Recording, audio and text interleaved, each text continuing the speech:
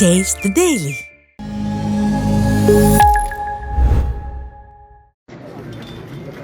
இன்னும் அதிர்ச்சியில் மீளவில்லை. குறிப்பாக தனிப்பட்ட முறையில் மிகப்பெரிய ஒரு இழப்பு, சமுதாயத்திற்கு இழப்பு. தமிழ்நாட்டில் உள்ள சமூக நீதி இயக்கத்திற்கு மிகப்பெரிய ஒரு பின்னடைவாக காரணம் ஆம்ஸ்ட்ராங் அடக்கப்பட்ட மக்கள், ஒடுக்கப்பட்ட, வஞ்சிக்கப்பட்ட, தாழ்த்தப்பட்ட மக்கள், பிற்படுத்தப்பட்ட மக்கள் எல்லாம் ஒன்று சேர வேண்டும். சுதந்திரம் அடைந்து 77 ஆண்டுகள் ஆகியும் இன்னும் இந்த மக்களுக்கு முன்னேற்றம் இல்லை. இவர்களுக்கு சமூக நீதி பெற வேண்டும் என்றால் ஆட்சி அதிகாரம் வர வேண்டும். அதற்காகத்தான் பிற்பட்ட, அடக்கப்பட்ட, தாழ்த்தப்பட்ட, பிற்படுத்தப்பட்ட மக்கள் எல்லாம் அரசியலில் ஒன்று சேர்ந்து ஆட்சி அதிகாரத்தை பெற வேண்டும் என்று 20 ஆண்டுகளாக சொல்லி வருகின்றார் ஆம்ஸ்ட்ராங். சமீபத்தில் கூட நானும் அவரும் ஒரு 6 மாதத்திற்கு முன்பு ஒரு நிகழ்ச்சிகளை கலந்த நேரத்தில் மருத்துவர் ஐயாவை பற்றியும் அவருடைய சிந்தனைகளை பற்றியும் சமூக நீதியை பற்றியும் தெளிவாக அந்த கூட்டத்திலே பேசியிருக்கின்றார். அதில் மட்டுமல்ல, பல தருணங்களில் இது போன்ற கருத்துக்களை முன்வைத்திருக்கின்றார். அவருடைய மறைவு, மீண்டும் சொல்கின்றேன், தமிழ்நாட்டில் உள்ள சமூக நீதி இயக்கத்திற்கு ஒரு மிகப்பெரிய ஒரு பின்னடைவாக நான் பார்க்கின்றேன். காரணம், ஒரு சில சமூக நீதியை வைத்து அரசியல் செய்து கொண்டு வாக்குகளை பெறுகின்றார்கள். ஆனால் உண்மையான சமூக நீதி, அடக்கப்பட்ட மக்கள், அவர்கள் எல்லாம் முன்னுக்கு வர வேண்டும். கல்வியிலே, வேலைவாய்ப்பிலே, பொருளாதாரத்திலே, இன்னும் சொல்ல போனால் ஆட்சி அதிகாரம் வேண்டும்.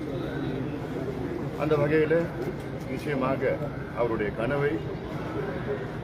கனவு இந்த அடித்தளத்தில் உள்ள மக்கள் ஆட்சி வர வேண்டும். அதன் மூலமாக வளர்ச்சி அடைய வேண்டும், தமிழ்நாட்டை வளர்ச்சி அடைய செய்கின்ற ஒரு சூழல். பல முறை சொல்லியிருக்கின்றார், தமிழ்நாட்டில் மிகப்பெரிய சமுதாயங்கள் 2 இருக்கிறது. ஒன்று பட்டியலின சமுதாயம், தாழ்த்தப்பட்ட சமுதாயம், அடுத்தது வன்னியர் சமுதாயம். இந்த 2 சமுதாயங்களும் எண்ணிக்கையில் பார்த்தால் என்றால் 40 விழுக்காடு இருக்கிறது. ஆனால் ஆட்சி அதிகாரமோ, வளர்ச்சியோ, கல்வியோ, வேலைவாய்ப்பையோ மிக தாழ்ந்து இருக்கின்ற ஒரு சூழல் இருக்கிறது. இவர்களுக்கெல்லாம் ஒன்று சேர்ந்து முன்னுக்கு வர வேண்டும் என்று, உண்மையான சமூக நீதி பெற வேண்டும் என்று நண்பர் ஆம்ஸ்ட்ராங் அவர் சொல்லியிருக்கிறார்கள். இதையெல்லாம் நிச்சயமாக மக்கள் மனதிலே ஆழமான ஒரு கருத்தாக இருக்கிறது. அதை நிலைநாட்டுகின்ற வகையில் உண்மையான சமூக நீதிக்காக நாங்கள் எல்லோரும் சேர்ந்து பாடுபடுவோம். அவருடைய கொடூரமான கொலை எங்களுக்கெல்லாம் அதிர்ச்சி.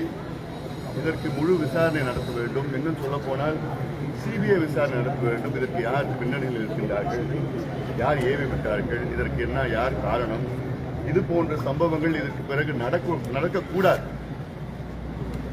தமிழ்நாடு காவல்துறை இருக்கின்றார்கள், ஆனால் அவர் முழுமையான விசாரணை கொண்டு வருவார்களா என்று எனக்கு சந்தேகமாக இருக்கிறது. அவர்கள் மீது, தமிழ்நாடு காவல்துறை மீது எனக்கு மரியாதை இருக்கிறது. ஆனால் கள்ளக்குறிச்சி சம்பவத்துக்கு பிறகு எனக்கு நம்பிக்கை. கள்ளக்குறிச்சியில் நடந்த அந்த சம்பவம் 67 பேர் மரணம் அடைந்தார்கள் கள்ளச்சாராயத்தினால். அதில் சிபிசிஐடி விசாரணை நடத்தி ஒன்றும் வரப்போவது கிடையாது. அதில் அரசியல் புள்ளிகளும் காவல்துறை உயர் அதிகாரிகளும் அதில் அந்த கள்ளச்சாராய விற்றவர்களுக்கு பாதுகாப்பாக இருந்தார்கள். அந்த முழுமையான உண்மை வெளிவர வேண்டும். அதே போன்று இந்த சம்பவத்தில் முழுமையான உண்மைகள் வெளிவர வேண்டும். அதே போன்று இந்த கூலிப்படை கலாச்சாரத்தை வேரோடு அறுக்க வேண்டும். முதலமைச்சருக்கு கீழ் இருக்கிறது காவல்துறை. சட்டம் ஒழுங்கு தமிழ்நாட்டில் பார்த்தீர்கள் என்றால், கடந்த மாதம் காங்கிரஸ் மாவட்ட தலைவர் கொலை செய்யப்படுகிறார்.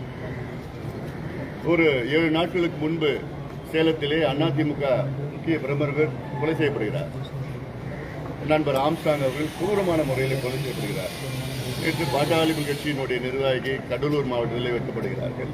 இது தொடர்ந்து அன்றாடம் நடக்கின்ற சம்பவங்கள். நாம் கடந்துவிட முடியாது. காரணம், இது முதலமைச்சர் கீழ் இயங்குகின்ற காவல்துறை.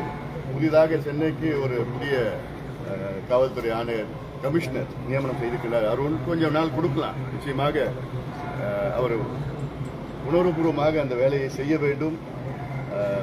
பொதுமக்கள் இன்று பீதியில் இருக்கின்றார்கள், அந்த பீதியை போக்க வேண்டும். மீண்டும் நான் சொல்கின்றேன், இந்த கூலிப்படை கலாச்சாரத்தை ஒழிக்க வேண்டும். ஒழித்தால்தான் இது போன்ற மரணங்கள், கொடூரமான கொலைகள் நடக்காது. ஏன்னா அவங்களுக்கெல்லாம் பயம் இல்லாமல் இருக்கிறாங்க. அவங்களுக்கு அதாவது என்னை பொறுத்த வரைக்கும் அப்படி யாராவது செய்தார்கள் என்றால் ஒன்றும் ஒரு 2 மாதத்தில் வந்து நீதிமன்றங்கள் அவர்களுக்கு மரண தண்டனை, தூக்கு தண்டனை கொடுத்தால்தான் அந்த பயம் இருக்கும். இல்லைன்னா ஏதோ கொலை பண்ணுறாங்க, போகிறாங்க, 6 மாதத்துக்குள்ள வெளியில் வராங்க, திருப்பி இந்த சம்பவம் நடக்கிறது. கொலை செஞ்சது வேற யாரோ, ஆனால் சரண்டர் அடைஞ்சது வேற யாரோ. இதெல்லாம் நடந்துட்டு தான் இருக்குது. இதெல்லாம் நம்ம தொடர்ந்து பார்த்துட்டு தான் இருக்கிறோம். அது இன்னொன்று ஒரு முக்கியமான செய்தி நான் சொல்லணும். உளவுத்துறை, தமிழ்நாட்டு உளவுத்துறை இந்த 20 நாட்களாக தமிழ்நாட்டினுடைய மொத்த உளவுத்துறை வந்து விக்கிரவாண்டி தொகுதியில் இருந்திருக்கிறாங்க.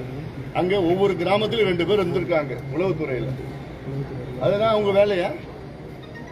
இங்க இருக்கிற தமிழ்நாட்டோட சட்ட ஒழுங்கை பார்க்கணும், பெரிய தலைவர்களுடைய உயிர் பாதுகாப்பு அவங்களாம் கொடுக்கணும், யாருக்கு அச்சுறுத்தல் இருக்கு எல்லாமே கண்டறியணும். அதை விட்டுட்டு எந்த கிராமத்தில் விக்கிரவாண்டி தொகுதியில் எந்தெந்த கிராமத்தில் எந்த ஓட்டு அவங்களுக்கு வரும், எந்த ஓட்டு வராது, எப்படி அது வாங்கலாம், யார் கொடுத்த காசு கொடுத்தா அதை போகலாம், இதுதான் உளவுத்துறை வேலையா?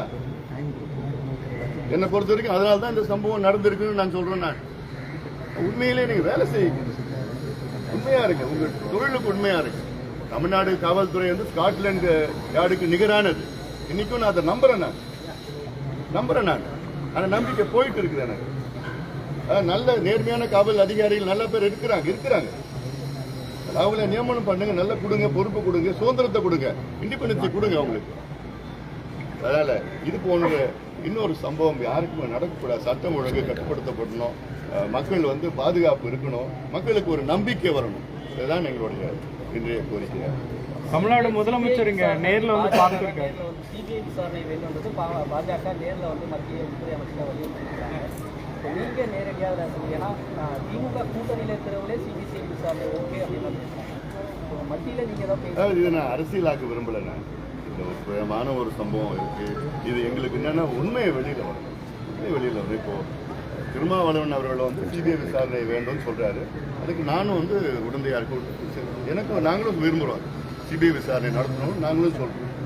அதே திருமாவளவன் அவர்கள் வந்து கள்ளக்குறிச்சியில் நடந்த 67 பேர் அங்கே இறந்துக்கிறாங்க. அந்த 67 பேர்ல 60 பேர் வந்து பட்டியலினத்தை சார்ந்தவர்கள். ஆனா அப்போ வந்து சிபிஐ என்கொயரி வேண்டான்னு திருமாவளவன் சொல்றாரு. அதுக்கு ஒரு நியாயம், இதுக்கு ஒரு நியாயம் தான். அதுக்கும் உண்மை வெளியில வரணும். இவ்வளவு பேர் இறந்துருக்கிறாங்க, இதுக்கும் உண்மை வெளியில வரணும். அதனால்தான் எங்களுக்கு ஏன் சிபிஐ தமிழ்நாடு காவல்துறை மீது என்னன்னா மரியாதை இருக்குது, நம்பிக்கை இல்லை. நம்பிக்கைன்னா இதுல யார் உடந்தையா இருக்கிறாங்க, அரசியல் பிரமுகர்கள் முக்கிய பொறுப்பில் இருக்கிறவங்க யார் உடந்தையா இருக்கிறாங்க, இதெல்லாம் வெளியில வரணும்னா உண்மையான சிபிஐ விசாரணை நடந்தாதான். முதலமைச்சரை நேரடியாக இன்னைக்கு வந்து பார்த்திருக்கிறாரு, உத்தரவாதமும் கொடுத்திருக்கிறாரு. அதை எப்படி பார்க்கிறீங்க? வரவேற்கிறோம். அதே நேரத்தில் முதலமைச்சர் அவர்கள் அவருக்கு கீழ் இயங்குகின்ற காவல்துறை, சட்டம் ஒழுங்கு அவர் தான் பொறுப்பு. அதில் ஏன்னா தமிழ்நாட்டில் இந்த ஒரு மாதத்தில் கிட்டத்தட்ட 100க்கு மேலான கொலைகள் நடைபெற்று கொண்டிருக்கிறது. இந்த கொலைகளுக்கெல்லாம் முக்கிய காரணம் என்னன்னு, ஒரு பக்கம் மது, இன்னொரு பக்கம் கள்ளச்சாராயம், இன்னொரு பக்கம் சந்துக்கடை, இன்னொரு பக்கம் கஞ்சா, காக்கைன், ஹெரோயின் அப்படின்னு எல்லாமே போதைப் பொருட்கள் சரளமாக கிடைச்சிட்டு இருக்கு. அமெரிக்காவில் என்ன போதைப் பொருள் இருக்கோ இங்கே தமிழ்நாட்டில் கிடைக்குது. அப்ப யாரு காரணம்? இதுக்கெல்லாம் யாருக்கு பொறுப்பு எடுத்துக்கணும்? இதெல்லாம் டாஸ்மாக் கடை 5000 தான் இருக்கு தமிழ்நாட்டில், சந்து கடை 25,000 சந்து கடை இருக்கு. 24 மணி நேரம் தமிழ்நாட்டில் மது கிடைக்குது. கள்ளச்சாராயம் நேற்று கூட பாத்தீங்கன்னா விக்கிரவாண்டி தொகுதியில் கள்ளச்சாராயம் சாப்பிட்டு தான் ஒருத்தர் இறந்திருக்கிறார். ஒரு 6 பேர் அனுமதிக்கப்பட்டிருக்காங்க மருத்துவமனையில். அதை மூடி மறைச்சிட்டு இருக்கிறாங்க. நேற்று நடந்த சம்பவம்.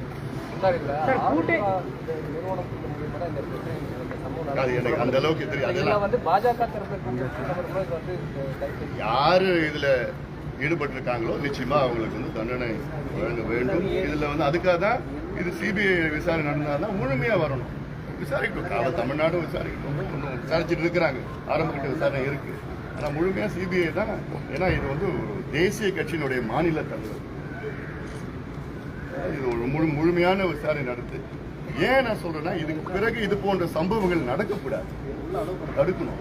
அதுக்காக தான் முழுமையா விசாரணை நடந்தாதான் இது தடுக்கலாம். காலத்தில் வருகின்ற இது போன்ற ஏதாவது நிகழ்வுகளை தடுக்கலாம். தொடர்ச்சியா தலைவர்கள் அவங்களுக்கு பாதுகாப்பு இல்லைன்ற, ஒவ்வொரு தலைவர்களும் அவங்களுக்கு பாதுகாப்பு இல்லைன்ற ஒரு கருத்தை முன்வைக்கிறாங்க.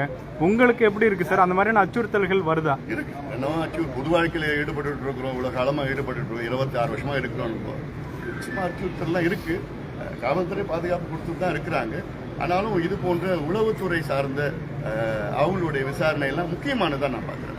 யாருக்கு அச்சுறுத்தல் அதிகமாக இருக்கு அவங்க பாதுகாப்பு கூடுதலாக கொடுக்கணும், இதெல்லாம் வந்து இருக்கணும். நான் வந்து தலைவர்களுக்கு மட்டும் நான் சொல்லல, தமிழக மக்களுக்கு பாதுகாப்பா இருக்கணும், ஒரு பயம் இல்லாம மக்கள் வாழணும். அதான் எங்களுடைய இந்த புதிதாக வந்திருக்கக்கூடிய கமிஷனர் அவருக்கு அவகாசம் கொடுத்த பிறகு விசாரணைக்கு அடுத்தபடியாக பண்ற மாதிரி இல்ல. அதாவது அது வந்து இதுக்கு முன்பு இருந்த ஆணையர் வந்து அதுக்கு விசாரணை தொடங்கியிருக்கிறார். அது விசாரணை என்பது தொடர்ச்சி தான், தலைமை மாறி இருக்கலாம்னு விசாரணை தொடர்ச்சியாக இருக்கிறார். ஆனாலும் எங்களுக்கு வந்து மீண்டும் சொல்றேன், அந்த ஒரு நம்பிக்கை தன்மை வந்து வரணும்னா முழுமையா சிபிஐ விசாரணை நடந்தா நம்பிக்கை. இந்த கொலையில இது வரைக்கும் எடுக்க வைக்கிறாங்க, நேரடியாக டெல்லி போய் வைக்கிறாங்க. பாமக சார்பில் தேவைப்பட்ட எல்லாம் சேர்ந்து போறதுன்னு வெளிப்படையா நாங்க சொல்றதுக்கு நிச்சயமா விசாரணை நடத்தணும்னு சொல்லியிருக்கிறோம். அவர் பேர் வந்து சும்மா இல்ல 3 மாநில பிரச்சனையா இருக்கு. அந்த சம்பவம் வந்து அதுல வந்து உயர் காவல்துறை அதிகாரிகள் அது சம்பந்தப்பட்டிருக்காங்க, ஆளுங்கட்சியை சார்ந்த அரசியல் பிரமுகர்கள் அது சம்பந்தப்பட்டிருக்கிறாங்க.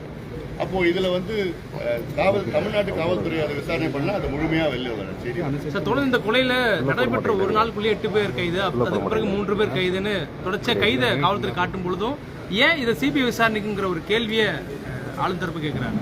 அதான் இப்ப நான் இவ்வளவு சொன்னது அதான் விளக்கமா சொல்லியிருக்கிறேன். இதுக்கு முன்னாடி என்ன சம்பவம் நடந்தது, இதுக்கு பிறகு தடுத்து நிறுத்துகின்ற சம்பவம், இது போன்ற சம்பவம் வரக்கூடாது, அதுக்காக தான் முழுமையா வரணும். சார் அவங்க காவல்துறை தரப்பிலிருந்தே சொல்லியிருக்காங்க சார், முறையான ஆதாரம் நன்றி.